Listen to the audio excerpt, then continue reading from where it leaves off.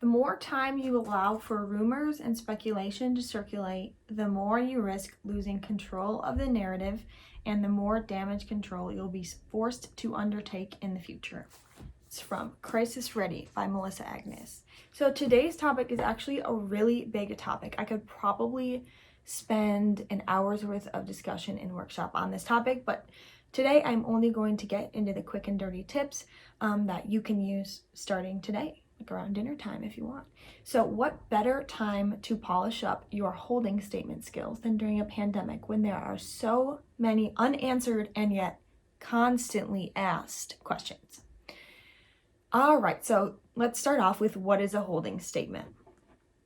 So in crisis management, a holding statement is that initial statement that's designed to help control your message to the public. But for our purposes, I actually want to expand that definition and make it to include the questions we don't know the answer to and then the questions we have ourselves. And so I don't only want to limit the term holding statement to something that you have to do after an incident. Okay, benefits of a holding statement. So the number one reason people use holding statements is because it's going to buy you more time to get the answer to that question, to investigate the situation, etc. It also allows your organization to continue to be present in the conversation, meaning that people's speculation and rumors or things on social media or things in news outlets aren't what's driving the conversation. You're actually part of the conversation. And so hopefully that will build a trust and a credibility for sources and people to come to you to ask the question and not to these outside people. So I don't want to simplify the task of creating holding statements and delivering them, but it actually is relatively easy if you know these guidelines, and really anyone can do it well if you really want to.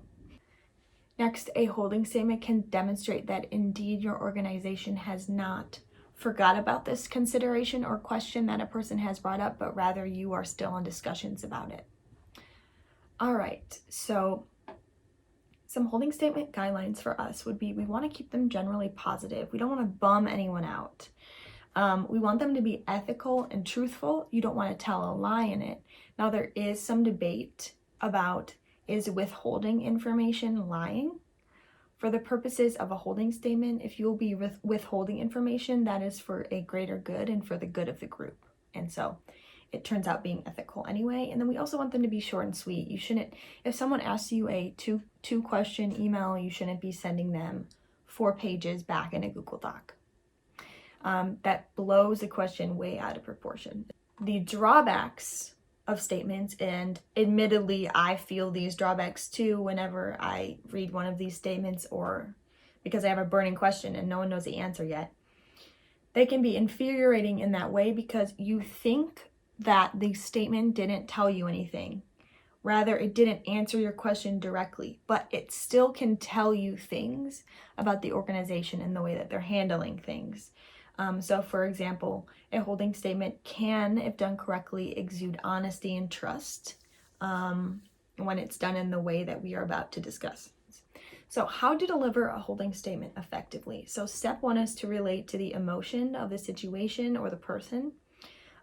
This is a good time that you can tie it to org values, for example, like we really value blank as well. And so, but here's why.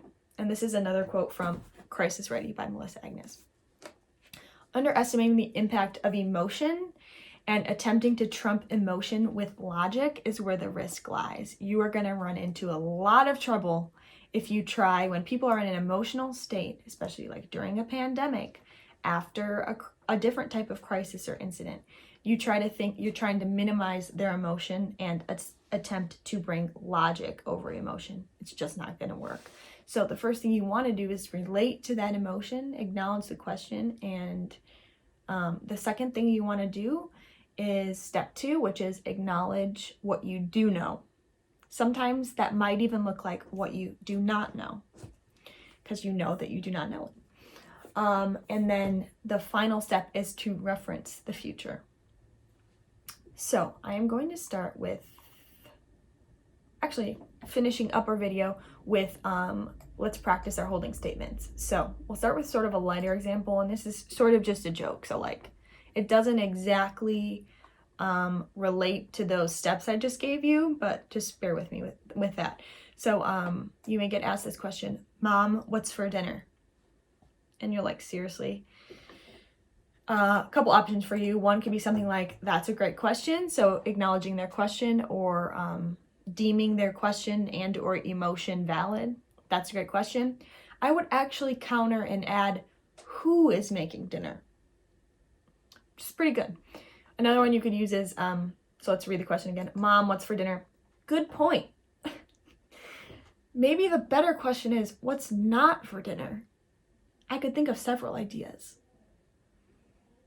So but let's actually get into the real example. So let's continue this with a past example. So say it's early April and we were so cute because we were holding out hope that we would be back in buildings this school year. And so parents and students were asking you, will we be returning to school this year, or when will we be returning to school? So as Michael J. Fox would say in Back to the Future, that's heavy. So number one, you want to relate to their question or their emotion. So in your response, sort of get into their frame of mind. So this would look like, we all have been wondering the same question, and I, for one, am really holding out hope for us to be together in person.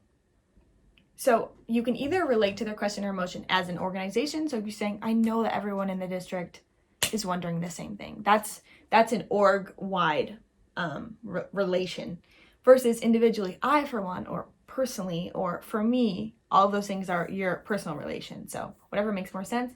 The second is to acknowledge what you do know. And in this case, we didn't know. So your part in the holding statement could be, while I don't have the answer at this time.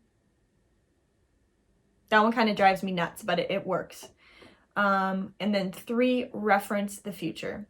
I will continue to follow the instructions of the administration here, as well as tune into the news in Wisconsin. So overall, it sounds like, will we be returning to school this year? We have all been wondering the same question, and I, for one, am really holding out hope for us to be together in person. While I don't have the answer at this time, I will continue to follow the instructions of the administration, as well as tune into the news in Wisconsin. That's delivered well and professionally, and develops trust with whoever you are talking with. One more example, and this is one that's so relatable. Will we be coming back to school in the fall? Well, the answer is we don't know.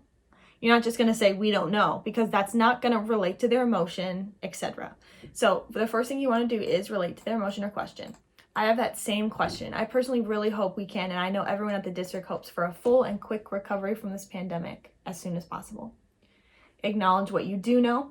I know that our administrators and leaders have already formed committees to prepare for several different school scenarios in the fall. Hopefully that would make them feel better that we are already planning, right? And this also shows that we are already considering their question, which is really good. And third, reference the future. We will all continue to follow local and state public health guidance. The good thing remains, we are all in this together. We are all in the same place, and want you to know that whether or not we return to in-person school in the fall, we will continue to connect, instruct, and support. So that's your future reference. I hope this holding statement tips video was helpful to you. Be sure, as always, that if you have video requests or questions, to let me know in the Google form that I have that's related to Comm Corner. I wish you a great day and weekend, depending when this goes out. Bye.